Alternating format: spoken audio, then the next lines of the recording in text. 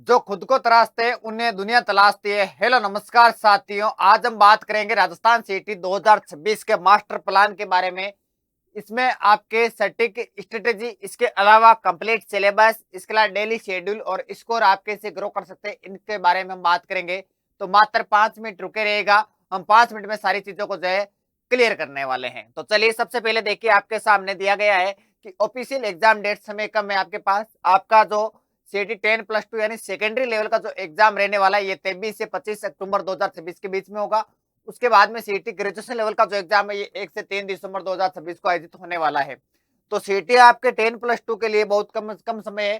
तैयारी पर फोकस पहले अक्टूबर पर एग्जाम पर रखे, यानी आपके पहले जो एग्जाम है, यानी सीटी 10+2 का जो एग्जाम है, इस पर आप पहले फोकस से कर सकते हो, क्योंकि उसके बाद दिसंबर तक अभी जो आपका समय रहने वाला है। उसके बाद में देखिए, आपको दिया गया है कि 2026 के 4 बड़े नियम जो आपको पता होने चाहिए। पहला नियम क्या कह रहा है कि 40% क्राइटेरिया, अब पास होने के लिए न्यूनतम 40% अंक लाना अनिवार्य है, यानी 120 नंबर आपके होने होने चाहिए एग्जाम में।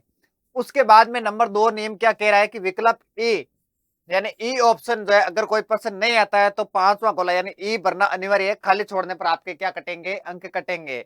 ये सीधा ध्यान में रखना है। दूसरी बात, इस साल जो वैधता रहने वाली सबसे बड़ी बात है, सीटी की जो वैधता, जो वैलिडिटी रहने वाली है, ये 3 साल रहने वाली है, ध्यान रखना। तो एक बार अच्छा स्कोर करो, अगले 3 साल तक सभी भर्तियों के लिए ये मान्य रहने वाला है। हो सकता है सीटी हर बार आयोजित हो जाए, लेकिन अगर आपने अच्छा स्कोर कर लिया तो ये 3 साल तक जो है मान्य रहने वाली है। फिर देखो, नेगेटिव मार्किंग भी है, 1/3 नेगेटिव मार्किंग भी आपके होने वाली है, तो इसका भी जो है ख्याल रखिएगा। जो क्वेश्चन आ रहा है वही करे, या फिर अगर आप 2 ऑप्शन पर हो तो ही क्वेश्चन सोल्व करें, नहीं तो 1/3 माइनस मार्किंग से बहुत बड़ा फर्क पड़ता है।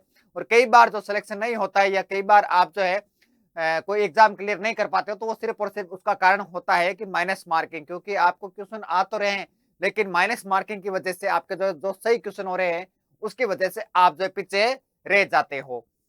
उसके बाद ध्यान रखना कि 40% का जाल, 180 प्लस का टारगेट क्यों जरूरी है। अब देखो, 120 से 125, 40% मार्क जो पासिंग जोन है, ये खतरे का सत्र है और मेरिट में पिछड़ने का भी डर है। यानी 120 तो आपके सिर्फ और सिर्फ क्या है, पासिंग मार्क है, यानी पास होने से काम नहीं चलता।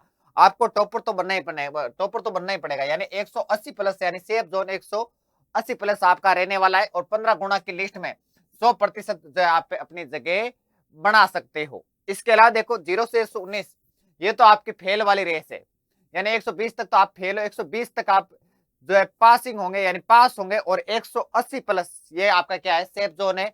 और 15 गुना की लिस्ट में आप 100% जो अपनी जगह बना सकते हो। तो सिर्फ पास होने के लिए मत पड़े, 180 प्लस अंकों के साथ अपनी सीट सुरक्षित आपको करना है, ताकि आगामी सारी जो एग्जाम है उसमें आप जो शामिल हो सके। उसके बाद अगली मैं बात करूं, सिलेबस पिरामिड 180 प्लस की रणनीति क्या है। तो टीयर फर्स्ट देखिए क्या है कि स्कोरिंग सब्जेक्ट, जैसे आप मैथ है, रीजनिंग है, हिंदी है, इंग्लिश है, कंप्यूटर है, ये रूल बेस्ड जो सब्जेक्ट है, 100% एक्यूरेसी इसमें संभव है। तो ऐसे सब्जेक्टों को जो आप क्या कर सकते हैं, अपने मजबूत कर सकते हैं, जैसे मैथ है, रीजनिंग है, हिंदी है, इंग्लिश है, कंप्यूटर, इनको आप मजबूत कर सकते हो। टीयर 2 में आप क्या कर सकते हो, ये आपकी बैकबोन है, इसमें आपका राजस्थान जीके है, और इसके आपका वेटेज जो है 60+% राजस्थान जीके के आने वाले हैं। तो इसको आप जो है रोजाना 2 से 3 घंटे आप दे सकते हो। फिर टीयर थर्ड, ये टाइम ट्रैप है, जैसे इंडिया जीके, इसका सिलेबस आपका बहुत बड़ा है इंडिया जीके का, लेकिन वेटेज आपका क्या है, इसमें कम है। केवल बेसिक जो है कॉन्सेप्ट पढ़े, विषय से जो है आप नहीं बने, यानी विषय के आपको नहीं बनना है। कोई भी एक किताब लियो जिसमें इंडिया जीके आपका पूरा कवर होता है, तो एक ही किताब पढ़े, क्योंकि आपका जो है इसमें सिलेबस बहुत बड़ा है, लेकिन वेटेज क्या है, बहुत ही कम है। तो ध्यान रहे, सबसे पहले आपको स्कोरिंग सब्जेक्ट पढ़ना है, मैथ है, रीजनिंग है, इंग्लिश है, हिंदी है, कंप्यूटर है। फिर आपको जो इंडिया राजस्थान जीके पढ़ना है, क्योंकि राजस्थान जीके यथा भंडार है। इसमें आपके 4-5 सब्जेक्ट लगते हैं, पॉलिटी लगती है, इकोनॉमी लगती है, ज्योग्राफी लगती है, हिस्ट्री लगती है, कल्चर लगती है। और यहाँ से क्वेश्चन आता है हिस्ट्री, कल्चर, ज्योग्राफी, तो आपका गलत नहीं होगा, और जो गलत होगा वो किसी को नहीं आएगा, सीधी सी बात तो ये है। तो आप ज्यादा फोकस इस पे कीजिएगा। फिर देखिए अगला क्या है, आगे आपको देखना है कि विषयवार फोकस 10+2 और ग्रेजुएशन में क्या अलग पड़े। तो 10+2 की सबसे पहले मैं बात कर लेता हूँ, जिसका एग्जाम आपके अक्टूबर में रहने वाला है। तो इसमें साइंस पढ़िए, इसमें साइंस का जो है बहुत ज्यादा वेटेज है, यानी हाई वेटेज है, लगभग 20 से 25% इसके आते हैं। और एलडीसी पैटर्न पर जो है फोकस आपको करना है अगर सीईटी में अच्छा स्कोर करना है साइंस में। तो उसके बाद देखो मैथ्स, मैथ का भी हाई वेटेज इसमें रहने वाला है और मैथ का लगभग जो है पूरा सिलेबस आपके जो रहने वाला है, 2-3 टॉपिक को छोड़िए। फिर देखो इसमें रणनीति क्या है कि इंडिया जीके को सभी जो है आप इंडिया जीके के जो सब्जेक्ट है या इंडिया जीके के जो टॉपिक है उसको आप एक बार साइड कर सकते हो, यानी math, reasoning, English, Hindi, computer और राजस्थान जीके, इनको आप फोकस करके अच्छा स्कोर कर सकते हो सीईटी 10+2 में, जिसका एग्जाम आपके अक्टूबर में होने वाला है। फिर सीईटी ग्रेजुएशन, इसका एग्जाम आपके दिसंबर में रहने वाला है। इसमें मैथ और रीजनिंग का वेटेज कम है, केवल जो है आपको देखना है कि 15 से 20% आते हैं, तो आपके दोनों को 10-10% मान लो। फिर इंडिया जीके और इकोनॉमिक्स, इनका हाई वेटेज रहता है, जैसे भारतीय इतिहास है, भूगोल है, इकोनॉमिक्स है, इनको आपको गहराई से पढ़ना पड़ेगा क्योंकि यहाँ से अच्छे लेवल के क्वेश्चन आते हैं किसमें, सीईटी ग्रेजुएशन लेवल में। फिर देखो अगला नेक्स्ट आपके सामने है कि नेगेटिव मार्किंग से कैसे बचना है, यानी 1/3 जो नेगेटिव मार्किंग है उससे आपको कैसे बचना है। सबसे पहले आपको पर्सन वही करना है जो 100% आता है, और उसके बाद में तुरंत आपको जो यानी ए बी सी डी जिसमें आपका जो ऑप्शन है वो तुरंत आप भर दें उसमें। दूसरी चीज क्या है, इसमें 50% अगर कंफ्यूजन वाले 2 विकल्प है तो 2 विकल्प काटने के बाद में आपको 2 विकल्प जो है बचते हैं, तो उस पर भी आप रिस्क ले सकते हो। फिर आपके देखिए कैलकुलेटेड रिस्क ले, पूरे पेपर में केवल 5 से 10 ऐसे प्रश्नों पर जो है रिस्क आप ले सकते हो। ये नहीं कि आप जो है सारे प्रश्नों पर रिस्क ले सकते हो, नहीं, सारे प्रश्नों पर आपको रिस्क नहीं लेनी है, सिर्फ 5 या 10 प्रश्नों पर रिस्क लेनी है, नहीं तो माइनस मार्किंग आपके बहुत ज्यादा हो जाएगी। फिर देखो पर्सन के बारे में आपको कुछ नहीं पता है तो उसको आपको छेड़ना ही नहीं है, उसमें आपको ई ऑप्शन भर देना है। अगर आपको उस पर्सन के बारे में पता ही नहीं है फिर भी आप तुक्का लगा रहे हो तो ऐसे में आप माइनस मार्किंग में जाने की पूरी जो है संभावना रहती है। तुक्का ना मारना है आपको, तुक्के नहीं मारना, अनिवार्य रूप से आपको जो है विकल्प ई भरना है। 10% से अधिक अगर आपने ई ऑप्शन नहीं भरा है प्रश्नों में तो आपका रिजल्ट नहीं आएगा, फिर आप कहोगे रिजल्ट नहीं आ रहा है तो फिर बोर्ड के आप चक्कर ठोकोगे, कोई मतलब नहीं है। तो देखिए यदि आपने ई ऑप्शन आपने नहीं भरा है तो पर्सन खाली छोड़ दिया है तो 1/3 जो है माइनस मार्किंग, यानी आपके 1/3 यानी आपका अगर आपने 3% खाली छोड़ दिए तो 1 सही पर्सन आपका वो लेके चला जाएगा।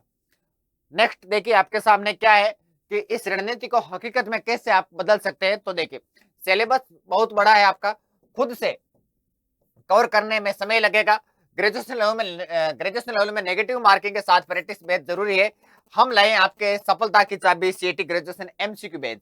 एमसीक्यू बैच आपको मिलने वाला है सिलेक्शन हब के एप्लीकेशन पर। कहां पर मिलेगा, सिलेक्शन हब के एप्लीकेशन पर आपको मिल जाएगा। तो अभी तक आप लोगों ने डाउनलोड नहीं किया है तो प्ले स्टोर पर जाके सिलेक्शन हब लिखिएगा, वहां से आप जो है सिलेक्शन हब एप्लीकेशन डाउनलोड कर सकते हैं। उसके बाद उसमें साइन अप कीजिएगा, साइन अप करने पर आपको मिलेगा सीईटी ग्रेजुएशन एमसीक्यू बैच मिलेगा। इसमें 60 दिन में सीईटी का पूरा निचोड़, सीईटी का पूरा सिलेबस कवर किया जाएगा। और इसमें 5000 जो क्वेश्चन रहने वाले, 5000 इंटू 4 ऑप्शन, 5000 इंटू 4 ऑप्शन होते हैं, यानी चारों का पोस्टमार्टम किया जाएगा। लगभग अगर मैं बात करूं तो आपके 20,000 प्लस इसमें जो है क्वेश्चन रहने वाले हैं, अच्छे से लेवल के शानदार क्वेश्चन। और जो अभी वर्तमान में पैटर्न चल रहा है, जो वर्तमान में नए क्वेश्चन आपके आ रहे हैं, नए पैटर्न, नए तरीके से क्वेश्चन पूछे जा रहे हैं, वो सारे क्वेश्चन इसमें शामिल किए जाएंगे। और इसकी जो प्राइस रखी गई है वो मात्र और मात्र 251 रखी गई है, और ये 251 आपकी प्राइस रहने वाली है 16 अगस्त तक। तो अभी तक आप लोगों ने एनरोल नहीं किया है तो आज ही सिलेक्शन हब के एप्लीकेशन पर जाइएगा और इसको एनरोल कर लीजिएगा। तो ऑफर अलर्ट है, आपका विशेष छूट केवल 16 अगस्त तक रहने वाला है, उसके बाद में इसकी प्राइस बढ़ जाएगी और नया बैच शुरू हो रहा है तो उसके बाद में आप पीछे भी रह सकते हो, तो साथ के साथ आप इसमें लाइव क्लास भी ले सकते हो। तो आज ही एनरोल कर लीजिएगा, 16 अगस्त का इंतजार मत कीजिएगा। और ध्यान रहे एमसीक्यू बेस में तैयारी सभी करते हैं, सिलेबस कवर सभी करते हैं, लेकिन सिर्फ सब्जेक्ट पढ़ते हैं और एमसीक्यू और पीआईक्यू नहीं सोल्व करते। एमसीक्यू और पीआईक्यू नहीं सोल्व करने का मतलब है कि आप एग्जाम से पहले ही बाहर हो चुके हो। तो ज्यादा से ज्यादा आपको एमसीक्यू और पीआईक्यू सोल्व करना है। और किसी प्रकार की आपको जानकारी में बेझिझक होकर या आप जो है किसी जानकारी में आप कंफ्यूजन है तो आप कमेंट बॉक्स में अपना कमेंट छोड़ दीजिएगा, अपना सवाल छोड़ दीजिएगा, आपको जवाब दे दिया जाएगा। तो आज के सेशन के लिए आपको बहुत बहुत धन्यवाद, आपने 5 मिनट रुक के ये सेशन देखा। तो लास्ट बात यही है कि आप जो है एनरोल कर लीजिएगा इस कोर्स में, ताकि आप लगभग 20,000 क्वेश्चन सोल्व कर पाएंगे। और 20,000 क्वेश्चन सोल्व करने के बाद में मैं ये गारंटी के साथ कह सकता हूं कि इसमें आपका कुछ भी बाकी नहीं रहेगा, सीईटी ग्रेजुएशन लेवल का आपके पूरा सिलेबस इसमें कवर हो जाएगा। तो आज के सेशन में इतना ही, मिलेंगे हम फिर से एक नए सेशन के साथ में, तब तक के लिए धन्यवाद। जय हिंद, जय भारत, जय जय राजस्थान।